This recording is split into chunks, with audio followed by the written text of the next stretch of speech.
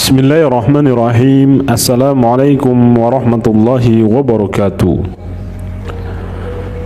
Pada pembahasan kali ini saya akan membahas tentang dakwah Jitu Wali Songo, strategi pemberdayaan masyarakat. Faktor-faktor yang mempengaruhi keberhasilan dakwah Wali Songo hingga mampu membumikan Islam di tanah Jawa, salah satunya adalah dari kemampuan ilmu, wawasan, dan kapasitas individu yang dimiliki oleh para wali. Sebagai juru dakwah yang bersentuhan langsung dengan masyarakat, maka faktor kepribadian dari masing-masing wali menjadi faktor krusial. Islam merupakan sebuah kebenaran hidup. Oleh karena itu, akhlak pembawa risalah Islam menjadi cerminan atas nilai-nilai apa yang mereka bawa. Setelah akhlak, dalam diri para wali juga ditunjang dengan tingkat intelijensia yang tinggi.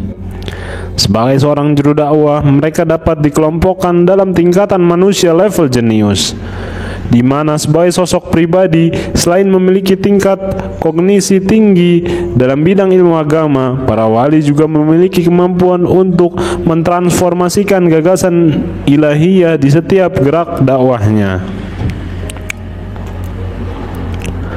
Selama periode dakwah Wali Songo, hampir bisa kita pastikan gagasan-gagasan Islam sebagai agama yang rahmatan lil alamin tidak hanya menjadi slogan manis dari para juru dakwah. Namun konsep tersebut benar-benar mampu diwujudkan para wali dengan gerakan nyata melalui usaha-usaha pemberdayaan kehidupan masyarakat di lingkup dakwahnya. Sebagai gambaran bagaimana sosok anggota Wali Songo yang dalam perjalanan dakwahnya dianggap telah mampu mentransformasikan peningkatan kualitas hidup masyarakat, diantaranya adalah dakwah dari Sunan Derajat dan Sunan Kudus. Dalam dakwahnya, Sunan Derajat dikenal sebagai penyiar agama yang sangat dermawan. Beliau dikenal sangat dekat dengan orang-orang miskin, sering membantu kehidupan mereka dari masalah makanan, pekerjaan, mengatasi masalah-masalah saling pendapat, hingga beliau juga dikenal sebagai tabib yang tidak pernah mau menerima imbalan apapun atas jasanya. Dengan keilmuannya pula, Sunan Derajat mampu mengembangkan perekonomian wilayah Derajat Sedayu. Beliau diketahui mampu menciptakan tata kelola lahan pertanian yang baik dan memiliki produktivitas tinggi. Perubahan produktivitas ini tak lepas dari adanya modifikasi cara kerja, khususnya distribusi hasil-hasil panen dengan memodernisasi metode angkutnya. Pada awal tahun 1450-an Masehi, mayoritas metode pengangkutan hasil panen beras di pesisir Jawa masih dilakukan dengan cara digendong atau disunggi di atas kepala. Bagi Sunan Derajat, hal ini dirasa kurang efisien karena sangat tergantung dengan kemampuan fisik dan jumlah pekerja yang kala itu masih terbatas. Dari kondisi yang demikian ini, maka Sunan Derajat kemudian memberikan terobosan baru dengan menciptakan alat joli. Hal ini nampaknya hanya merupakan sebuah perubahan kecil, tetapi ternyata efeknya sangat signifikan yang berarti mampu memindahkan barang dengan lebih cepat dan efisien. Secara rasio, kecepatan pemindahan hasil panen dari lahan pertanian ke lumbung-lumbung desa bisa meningkat 2 kali lipat, sehingga waktu petani bisa banyak dimanfaatkan untuk kegiatan lain, semisal pemeliharaan irigasi, perbaikan alat-alat produksi, hingga pemeliharaan hewan-hewan ternak. Adapun mengenai jalur distribusi, Sunan Derajat bersama masyarakat Sedayu banyak membuka jalan-jalan baru yang langsung terintegrasi dan terhubung langsung ke pusat-pusat pelabuhan utama di jalur perdagangan Pantura. Sebagai penghargaan atas keberhasilannya menyebarkan agama Islam dan usahanya menanggulangi kemiskinan dan menciptakan kehidupan yang makmur bagi warganya, beliau memperoleh gelar Sunan Mayang Madu dari Raja Patah Sultan Demak, sekaligus diberikan hak istimewa untuk mengelola secara mandiri daerah Derajat yang menjadi wilayah dakwahnya. Berikutnya adalah Sunan Kudus.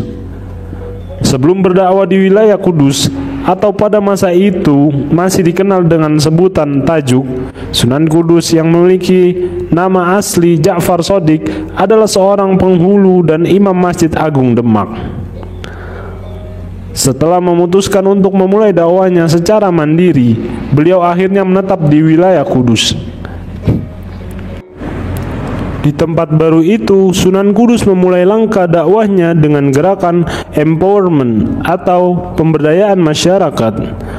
Seperti dituturkan oleh Profesor Kiai Haji Raden Muhammad Adnan bahwa Sunan Kudus dikenal sebagai pribadi yang sangat dekat dengan rakyat.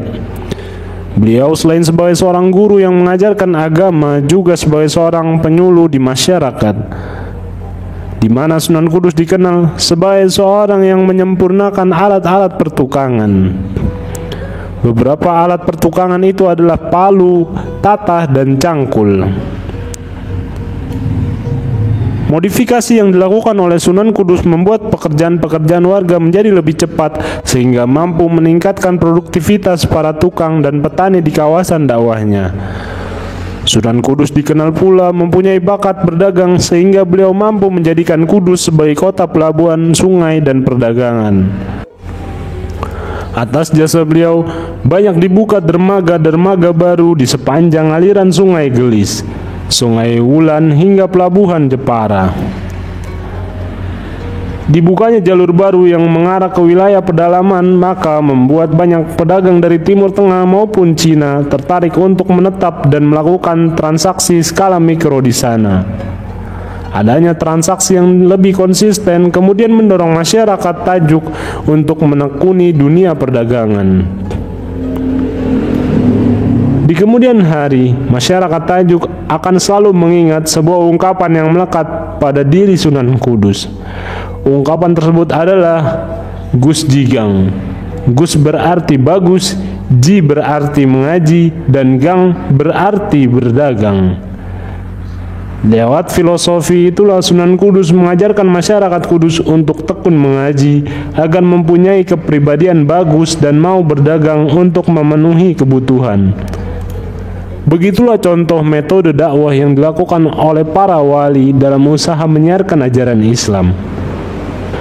Melalui metode yang tepat dan mampu menjawab kebutuhan dasar masyarakat, maka Islam mampu diterima masyarakat dengan mudah. Wassalamualaikum warahmatullahi wabarakatuh.